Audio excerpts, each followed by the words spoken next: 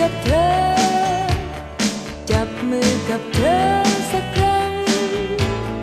จับมือให้ฉันไม่เคว้งไม่คว้างและไม่เปล่าเปลี่ยวเกินไปอยากจะสบตากับเธอสบตากับเธอต่อไปอยากจะเก็บแหวนแห่งความเข้าใจ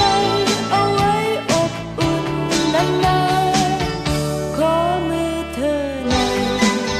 ไว้คอยกระชับให้ชื่นใจขอมองตาหน่อยไว้คอยเตือนมันเหงาใจขอใจเธอหน่อยไว้คอยเป็นแรงผลักดันฝันนั้นยิ่งใหญ่หากมีหัวใจ